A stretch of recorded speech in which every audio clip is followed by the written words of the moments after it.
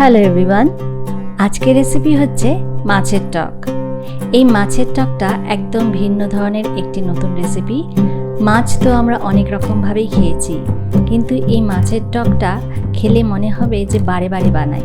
এর জন্য আমি দুটো ইলিশ মাছের পিস দিয়ে নিয়েছি, তার মধ্যে নুন আর হলুদ দিয়ে মাখিয়ে নিলাম।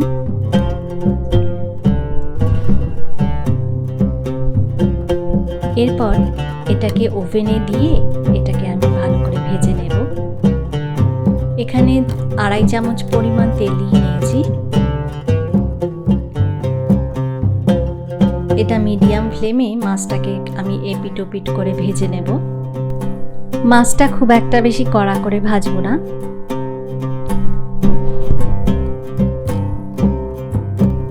এই মাছের টকের রেসিপিটা আমার দিদার কাছ থেকে শেখা।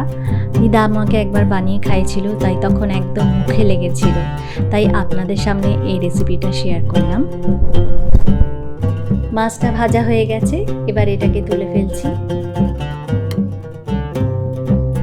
এরপরে ফোড়নে আমি একটা শুকনো লঙ্কা দিয়ে দিলাম, আর এর মধ্যে ফোড়ন দেব 5 ফোড়ন। এই 5 ফোড়নের গন্ধটা এত সুন্দর লাগে এই টকে। এটা একটু ভালো করে ভেজে নিতে হবে।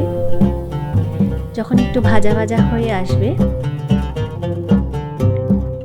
তারপর আমি এর মধ্যে জল দিয়ে দেব। পরিমাণ মতো হলুদ দিচ্ছি অল্প করে, আর একটু শুকনো লঙ্কার গুঁড়ো দিচ্ছি 1/2 টিস্পুন পরিমাণ। আর এখানে আমি তেঁতুল গুলে নিয়েছি জলের মধ্যে, সেই তেঁতুল গুলাটা দিয়ে দিলাম।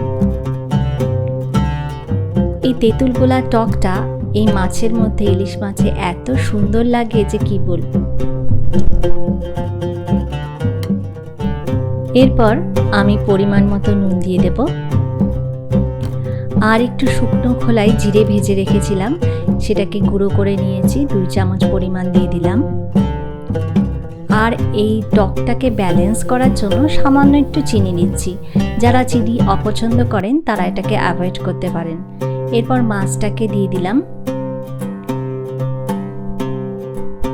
দিয়ে একটু নেড়ে চেড়ে কিছুক্ষণের জন্য আমি এটাকে ঢাকনা দিয়ে ঢেকে রাখবো।